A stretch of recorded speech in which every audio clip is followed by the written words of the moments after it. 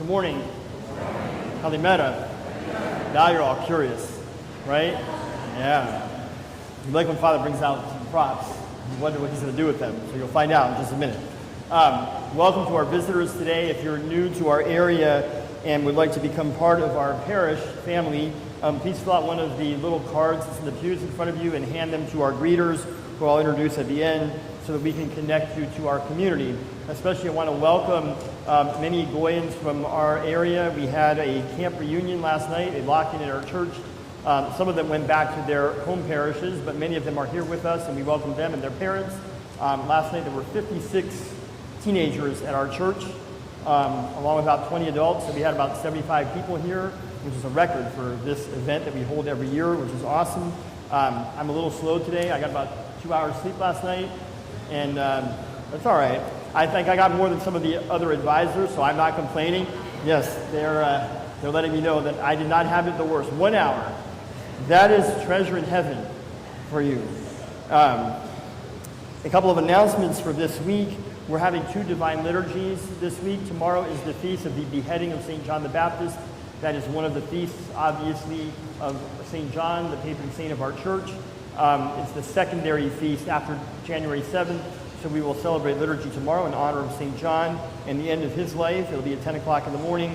And then on Thursday, September 1st, that is the beginning of the ecclesiastical year in the church. You know that January 1st did not become New Year's Day until recent centuries. The new year was calculated September 1st according to how people were farming.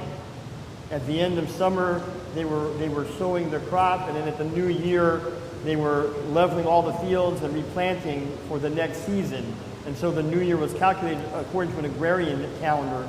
And I actually don't understand why January 1st is the first of the year, because now we're beginning school, we're beginning our kind of school program, our academic year. And so the church has its new year on September 1st, and we'll mark that, of course, with divine liturgy, because we want to call the Holy Spirit down on our church as we enter into a new ecclesiastical year. Just a reminder that we're having a Council of Ministries meeting tomorrow. I hope that every ministry can send at least 1 or 2 or more representatives to that meeting so that we can talk about several things that I want to address with us, and mostly to provide some encouragement in your ministries and how our church in general can be of help to them. So that's tomorrow at 7 o'clock next door in the hall.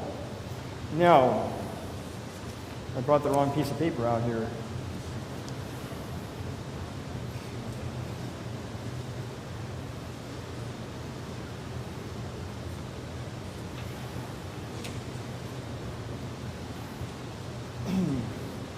A couple of years ago, in September, we had kind of a rallying cry in our church, and the theme of that September was just say yes. It was about being positive and coming forth and offering ourselves in service to God and service to the community. And so this September, beginning today and for the next 5-6 weeks, we're going to start a new initiative called the Encouragement Project. When you get the messenger this week, spend some time reading it. I actually wrote a lot in there on the topic of encouragement and on what our life is all about and where encouragement kind of fits into that. Now, when we were at summer camp, I took a poll of the campers and I asked them, do you have more encouraging or discouraging voices in your life? For the middle school students, it was about 50-50. For the high school students, it was way more discouragement than encouragement. And I've polled several groups of people here, from the senior citizens and Sunday school teachers, and I bet if I polled all of you, do you have more encouraging voices in your life or discouraging voices in your life, that the majority overwhelmingly would say we have more discouragement in our life than encouragement in our life. Because encouragement is pushing people to the good, and we have a hard time even getting through a conversation without pushing someone to the bad. The sin of gossip is a discouraging concept. People don't get built up when we're gossiping about them. And this is the sin that we're all committing all the time. When we look at somebody and they have something we don't have and we wish we had that, That's the sin of coveting.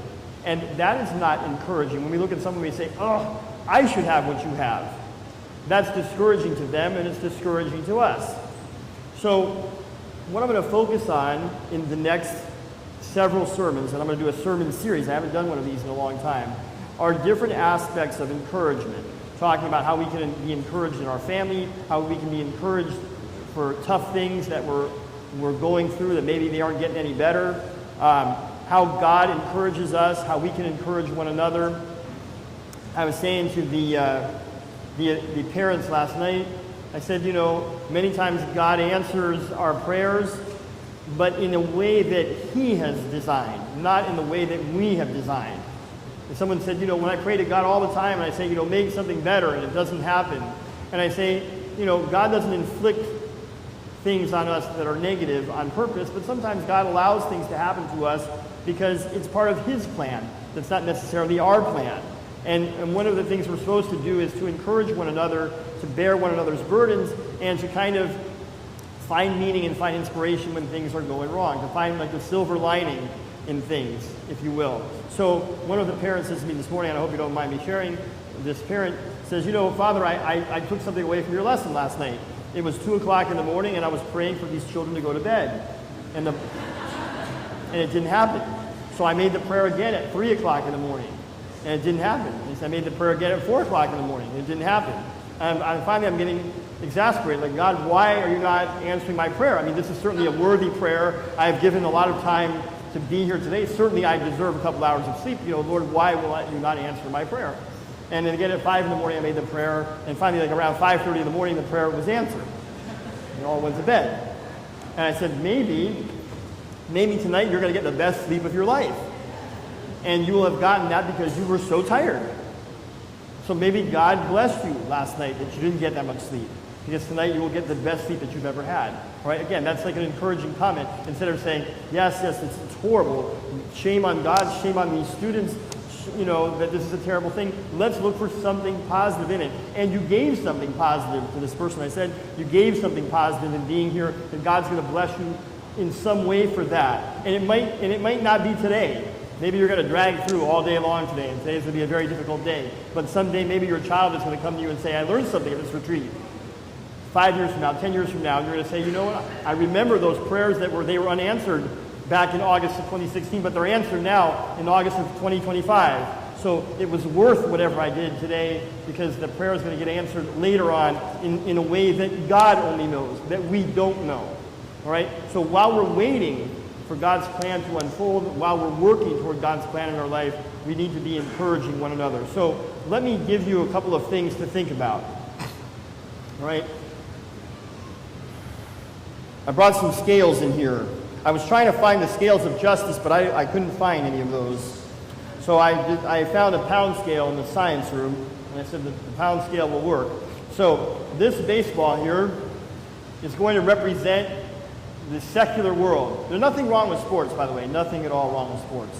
But when that kind of outweighs everything else in your life, when the sports are here and they are taking up the majority of the time, and we are neglecting our families, and we're neglecting our work, and we're neglecting our spiritual life, there's something that's out of balance.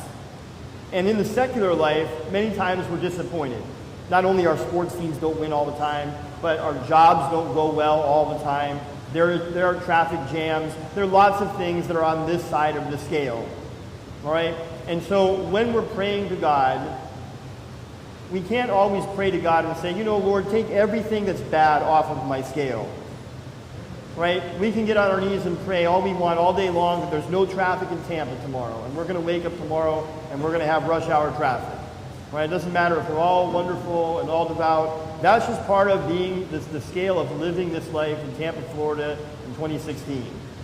We might pray very hard that our co-worker who sits in the cubicle next to us will be nice to us. And maybe that won't happen. Again, there are things on this side of the scale that they're just not going to change. So on this other side of the scale, someone brought me this beautiful plaster church from Greece years ago. That's what this is, a little church. We put this on the other side of the scale, and what happens? My scale goes in balance to the good. It doesn't remove what's on this side of the scale. It just keeps this side kind of in check. Keeps my life in balance. So I'm asking God not to take away all the bad things on this side of my scale.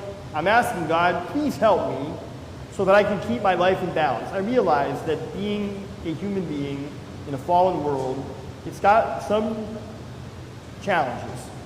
So help me, Lord, in my challenges to keep things in balance. Help me to still be positive. Help me to still feel encouraged. And the more that I'm bringing God into my life, the more the scales tip in the favor of feeling good, of being positive. This is the negative side. This is the positive side. The more I'm bringing God in, the more positive I feel. The more I'm encouraged by someone else, the more positive I feel. The more I encourage somebody else, hopefully the more positive they feel. All right, so this is one image I want to leave you with, the scales. We had two beautiful scripture readings today. The epistle from St. Paul to the Corinthians is encouraging us what to do when things are negative. When reviled, we're supposed to bless.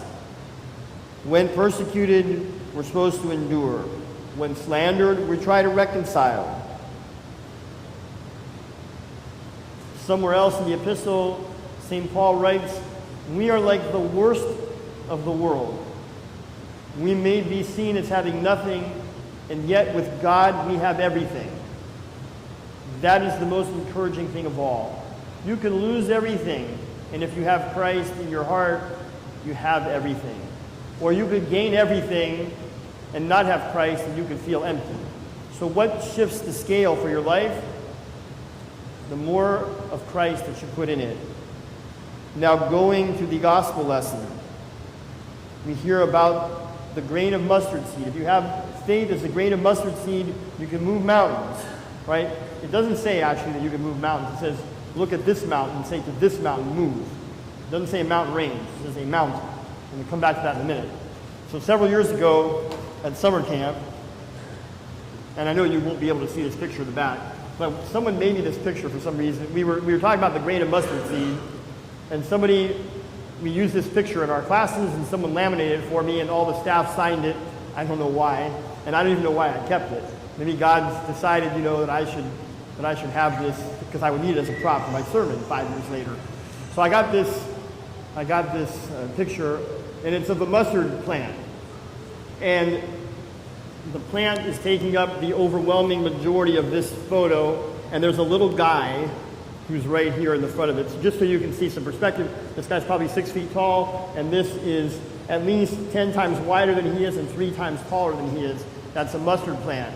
Now, you know how big a mustard seed is? You know how big a mustard seed is? It's as big as a grain of sand. It's the smallest seed that there is. I mean, most seeds, we know what an apple seed looks like. We know what a seed in a lemon looks like. I mean, they're big. You can see them. You can perceive them. All right? You can only put a finite amount of them in a container. But a mustard seed is like the size of a grain of sand. You can have millions and millions of those in a container.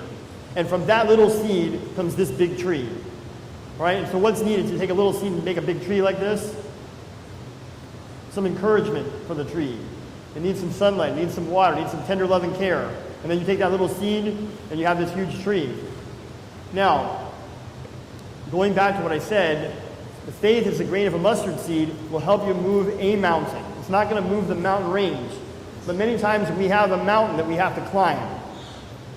And we say, if I only had just a little bit of faith, and to my little faith, if I had just a little bit of encouragement, I could move that mountain. I could get through that thing I'm struggling with. I need some faith, and faith is cultivated within me. But I can't have faith on my own because I'm not strong enough to have faith on my own. That's why God gave us the church. He said, you don't have to have faith on your own. Get around some other people that have faith. So the day that you feel like your faith is failing, they will encourage you, and you'll have the faith that you need to have. Ultimately, I need to have my own faith because I'm going to stand in front of God by myself at the end of my life. But in this life, I don't have to have faith by myself. I'm involved in this community so that I can have faith with you, and you can help encourage and strengthen my faith. So this month, we're going to try and work on doing positive things to encourage one another to grow in the faith. For those who are on the prayer team, every day we're going to get, starting tomorrow as an overview, but after tomorrow you're going to get one practical thing to do every day involving encouragement. If you're not on the prayer team and you want to get a daily message I send to many people in the community, just send me a one-line email saying, please add me to the daily prayer team or the daily message, and you'll get it every night at 12:30 in the morning. And again, my sermons are going to talk about encouragement this month. So now, the last prop I'm going to use, does everyone know what this is? What is this? What is it? Cell phone. How many people brought a cell phone to church? How many people have a cell phone on? All right, take out your cell phone. Maybe the first sermon you've ever heard where the priest asks you to take out a cell phone. Take out your phone and turn the phone on.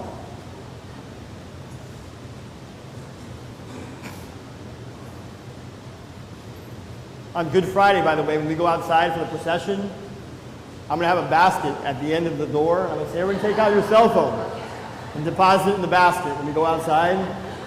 So we are cell phone free. So right now, I'm glad we don't have the basket. So everybody take out your phone. Everybody hold up your phone. Beautiful. How many people have an iPhone? How many people have a smartphone? Is that the same thing? How many people are smarter when they have the phone? How many people don't feel smart when they don't have the phone? I don't. I need the phone. All right. So somebody send me a text message right now. Someone put, "Hey, Father." All right. Now, what I want you to do is I want you to take 2 minutes silence. And I want you to go on your cell phone, and I want you to send a text message. I'm getting many now. And say, "Hi, Father, hi, Father, hi." Okay. Stop texting me. Lord. Oh my gosh. Whoa, whoa, whoa, whoa. I now just have 23 text messages. Okay. Wow. Well, that's good. All right, I want you to text somebody in your phone. And I want you to text a message of encouragement. Take 30 seconds and figure out someone in your life that you want to send a positive, encouraging message to. And I want you to text them right now. And I'm going to do the same. All right? Silence. Work the fingers, not the mouth. And text someone some message of encouragement.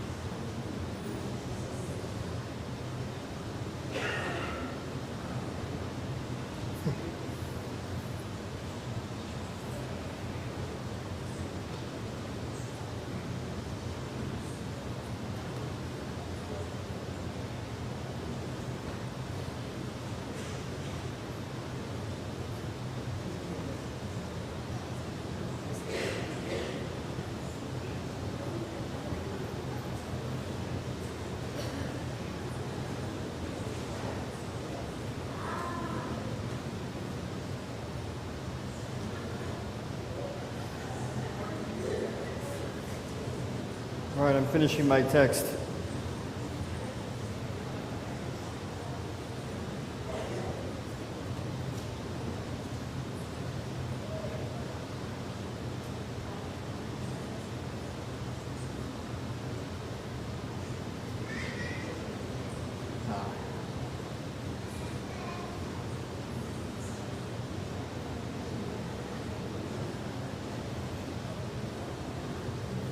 All right. Everybody send out at least one message of encouragement to somebody? All right. I sent out 3. All right. Make a goal this week, every day, when you're on your phone doing whatever smart things we all do on our phones. Now I have 25 messages. That's awesome. Lots of work to do now. Your goal this week, every day, pick somebody and text them a message of encouragement. All right? And your homework for next week, 2 things. Come to church next Sunday and bring your phone, because we're going to need it again next week. We're going to have another phone experiment in the sermon. All right? So I hope and pray that you have a great week. Let me introduce our greeters today. So if you're new to the church and you want to come back and hear more of crazy things that I'm doing here, our greeters today are Dwight and Joanna Ford. Where's Dwight at? I saw Dwight earlier. Right there. Oh my gosh. Right in the front. Stand up, Dwight and his wonderful wife, Joanna, who are over there. They're greeting today. And today's ambassador is Christy Pessimir. She's right up here in the front. If you're new and you want to stay and be part of our community, come and greet one of these people, give them your information, and we will get you in. I encourage you to do that. Thanks for being here. Thank you for your encouragement, your prayers, and thanks for sharing a wonderful service. Have an awesome week. God bless.